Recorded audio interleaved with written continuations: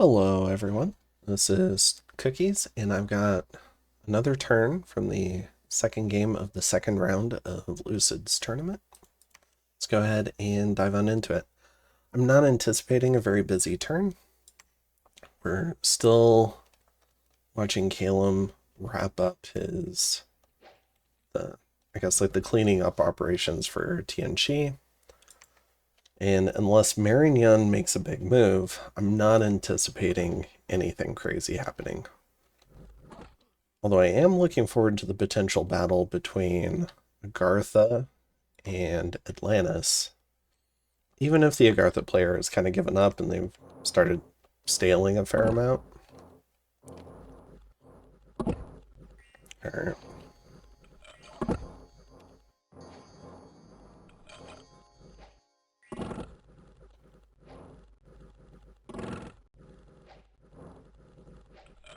And I would assume this tilts in favor of man, considering both sides are putting out these little illusions.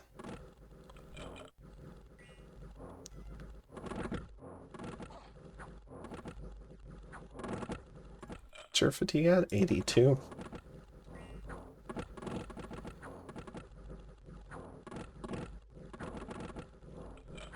Now the illusions are mindless.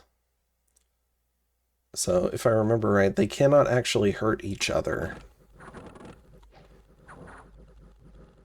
since you can't apply false damage to the illusions. So it'll probably be up to the Soulless and Wardens to kind of make the progress here.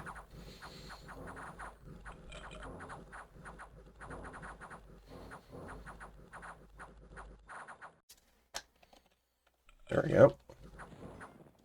Ooh. Big friendly fire Thunder Strike, but that's alright. Kills one of the mounted scouts and defends the province in Sacred Lake. Got a little Icthid raid running into some PD. Icthids might win. Icthid warriors are no joke. Were these just regular Tritons? They were. Okay, so the Icthids end up winning that. Then in Moon Sea, got Calum attacking again. This time with a little budget party of ghosts. Going up against some Tritons. And that also succeeds. Then Tianqi attacks Calum on Tianqi. So here we've got the cat with a point buffer. And the scout runs away. So the cat, oh my gosh, the cat is back on the field. So folks are going to have to be on the lookout for that. And then we get the storming of Bountiful Land. Or is this a gem bait of Bountiful Land? We've got all the pen boosters. So if this is Curse of Stones with 15 Ice Guard, I don't know that that's going to succeed. If it's a bunch of Earthquake casts, that could do a lot of damage.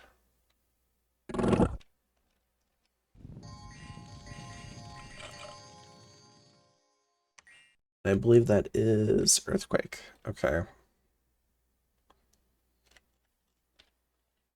And we've got Rigor Mortis from the other side. So if this dragon fatigues himself out,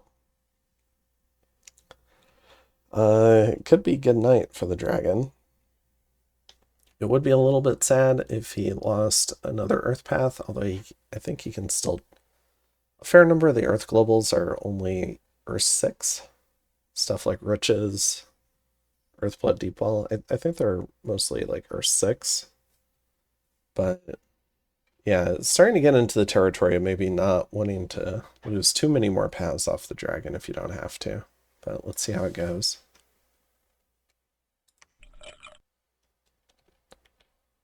Maybe just one or two and then running away. So we're at 62 fatigue. Rigor Mortis is up. It does have an MR check now, so the dragon should be a little bit more resistant.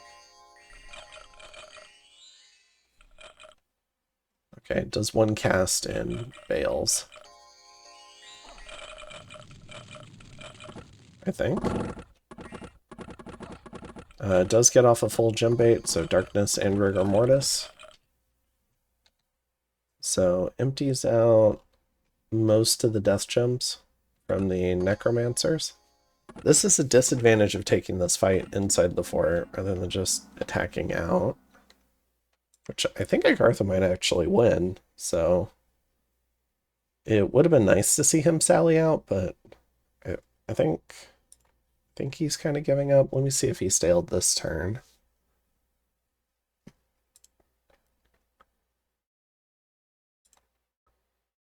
Yeah, he did stale this turn, according to Clockwork. So the stale does cost, what's that, 14 mages, which is presumably a lot of the combat power for Agartha. All the sepulchrals are fine, so it would be nice to see the army move on out. Maybe take a fight. But can't make players do things, I guess, unless they stale a lot. Could ask for a sub for the cap defense. Actually, I'll take a quick look. If it's 2 or 3 subs, I might ask about it. Because that's not really fair to the other players. It's just 1. And then stale, and then no stale. Okay, it's just 2 stales in the last 3 turns, so we are losing real-life morale checks here for Agartha, but it's not, I don't think it's bad enough yet to sub. Alright, and here we have a storming of the Tianqi army. Now, Kalem's brought a lot of gems, a lot of air gems, a lot of nature gems, and a lot of earth gems. So we've got an E3, which can be E4 with earth power. Got an N4, so not a rigor mortis play with Kaka, which is death 8. Could have came in here and done a bone grinding trap, but I think Kalem's trying to get this over and done with quickly. Then we have a big air mage, who I think is going to do, I don't know, maybe like, I'm not sure if he wants to cast Storm, but he definitely wants to cast Army of Mist. And then we've got a big water mage probably for resistances. Yeah. And there's 1 nature gem on Tianqi and 1 earth gem. So not much coming out of Tianqi. A lot of these ceremonial masters are just going to be doing whatever they do, I guess. And Kalem's brought a bunch of Iceclads who do not have storm immunity. A bunch of Raven Guards who also don't. Everyone's starving on the Kalem side, a bunch of Draconians. So Kalem's going to have pretty shit morale here if this battle drags out in any form or fashion. It does have some Storm Guard, but I think casting Storm would be a mistake. And yeah, but otherwise, it'll probably be Army of Mist, jump in, try to kill everything. Hopefully you don't rout from the starving, which I don't think he will. It should be a pretty clean swipe.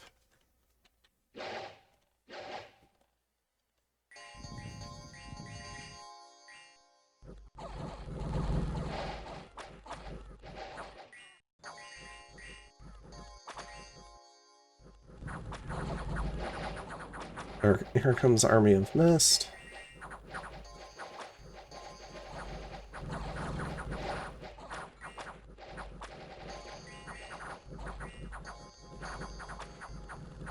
Serpent's Blessing. Alright. So, scripted at like Tianqi might be scripting a defense here, but it kind of feels like Tianqi either is out of gems or out of willpower, because the defensive script didn't look that crazy. Just a couple of boxes.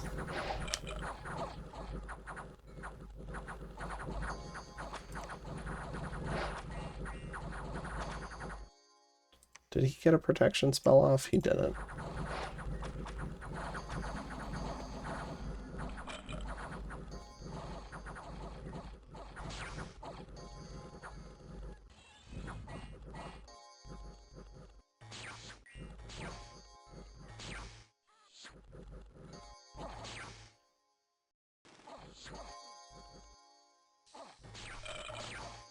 I'm not sure if Disintegrate has precision, but I think Calum just disintegrated one of their own troops. That should be fine.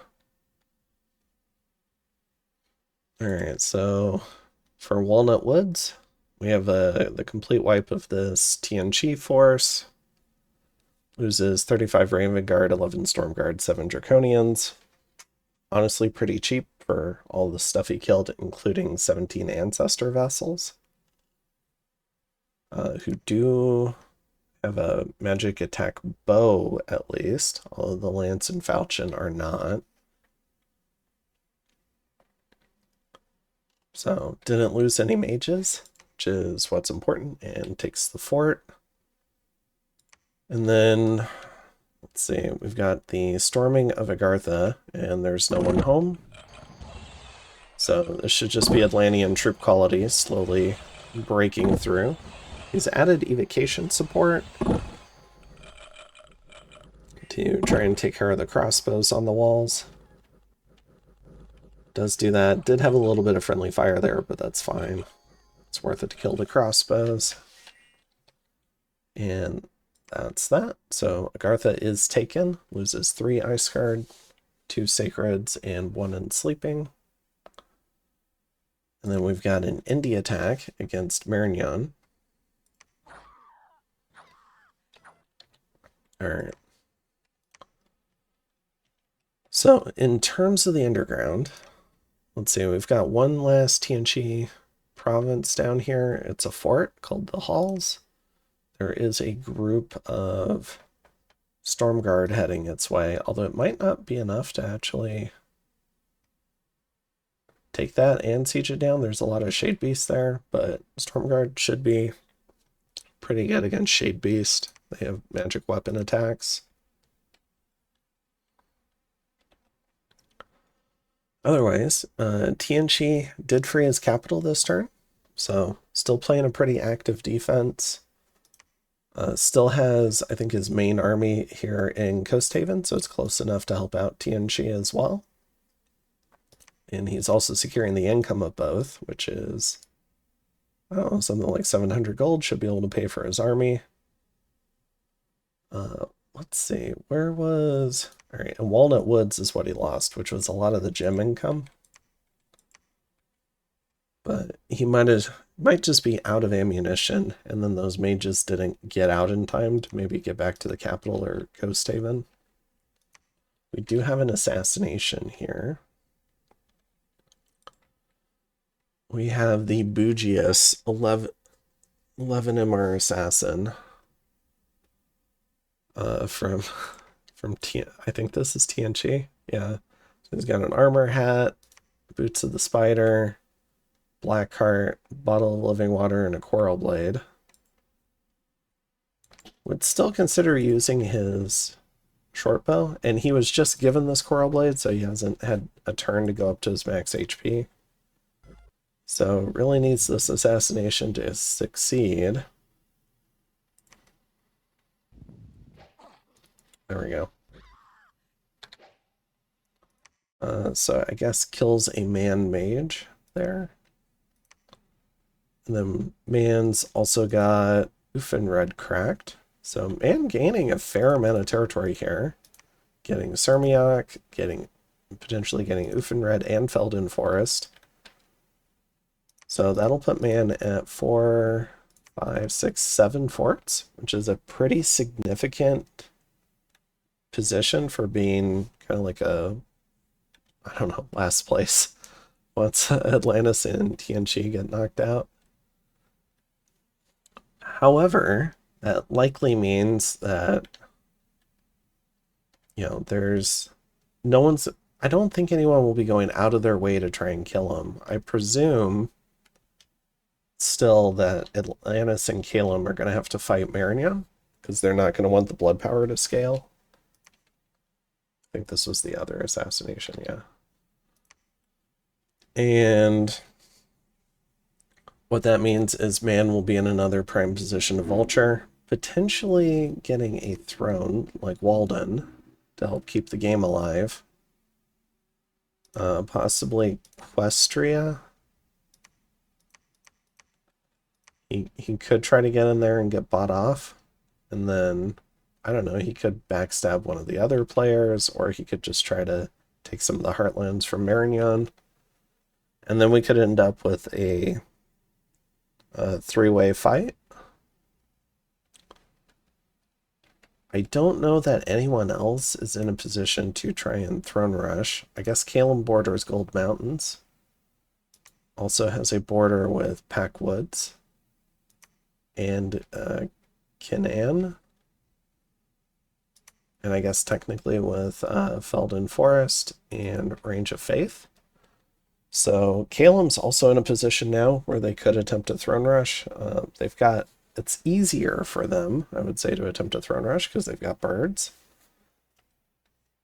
Marignon, I think, is still in a very strong position. I do think it would be extremely difficult for Calum to pull 2 thrones off of Marignon without potentially losing something like Glen of Justice to Marignon. It would also, diplomatically, it would pull Atlantis away from Calum, and then you'd probably have Atlantis attacking, you know, kind of your right flank. So, which would potentially make things pretty difficult. There's a large Atlantean army here next to Packwoods. It looks like I'm still thinking that Atlantis might try to dom kill this army rather than fight it if the Agartha player doesn't do something with the army. So rather than risking a fight here, he just went in, gem baited it, and killed a bunch of mages with Earthquake. Probably because his army would have lost. I'm still not seeing any sort of magic that would enable him to beat this army. So that was the right play. Just go in, Earthquake it, and leave. He may have been able to get off 2 Earthquakes and potentially wake up, but one was a lot safer. And now he's taken Agartha, and he's sieging down this one next to Packwoods. So Lannis is cruising towards being a free agent again, just like Marignon, because Marignon's done with their portion of the TNG war. Calum still has a little bit of work to do. They have to kill the cat again. They've got to kill TNG's army. They have to take 2 forts. And potentially a 3rd fort down here in the halls. So a fair amount of work still in there for Calum, which, as long as this Agarthan army is alive, there is a small window where Marignon could try to throne rush still. It's a lot more difficult with this army next to Packwoods now, because if you drop a bunch of Horde from Hells on this army can definitely kill a bunch of Horde from Hells. So it makes it a lot more difficult to take Packwoods. So unless something were to happen to this army, or he comes up with some kit maybe for the Virtue or something else where he can SC this army or cheese it, there probably are some ways to cheese it.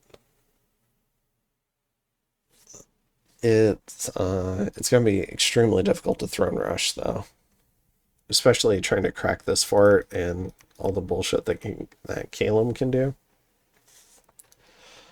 So I do think maybe that window has passed, and Marignon's going to try and scale for better or worse. I still think they're going to lose out on the Diplo, but you never know with player relationships. But looking at this from a map perspective, it seems like they would want to get the Blood Power out more than potentially get the Bird Nation out.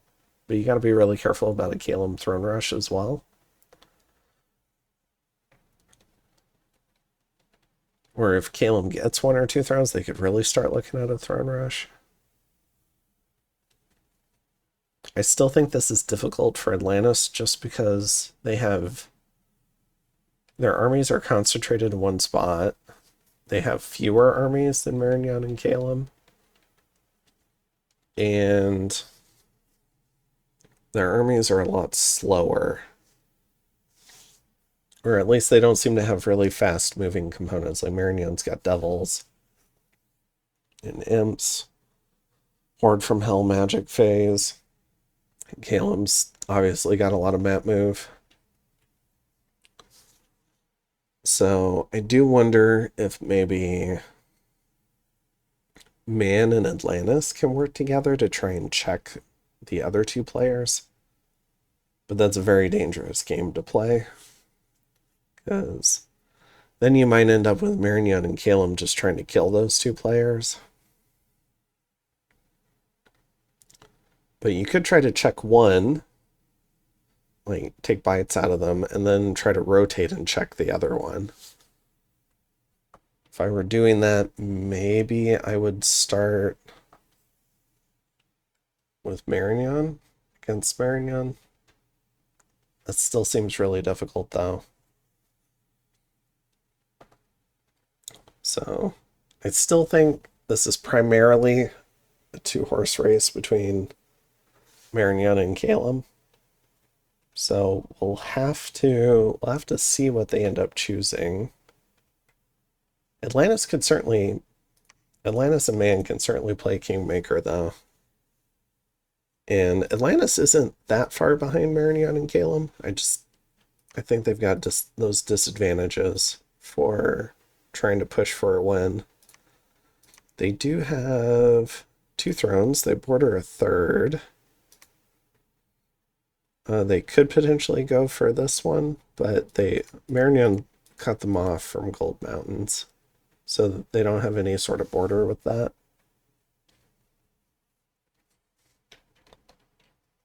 We'll have to wait and see. I forget for Atlantis. What paths do you get on this?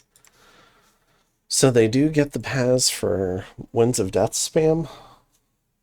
They do, to magic phase it, they will need an air booster, which is hard for them to forge unless they find a mage. They do get magic phase with these adepts, at least a few of them, and they can make boosters. But yeah, well, I mean, we'll just have to wait and see. If the Diplo doesn't go against Marignan, I think Marignan has a very good shot to win this game. And primarily, I'm looking for them to maybe do something to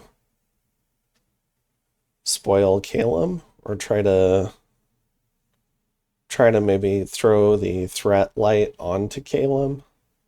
Because I think Caleb's done a pretty good job, at least so far from what I've heard from messages, on painting Marignan as the potential throne rush threat. Even though now he borders all the thrones he needs for a potential win. So, yeah, we'll just have to see how it works out. My favorite right now, I think, is Caleb. Even though I would probably argue that Marignan is position 1 right now, but we'll just have to wait and see. Anyways, I think that's it for this one. We'll try to keep it a little bit short since we're just in this interim period, and I will see you guys in the next one. Have a good one. Bye.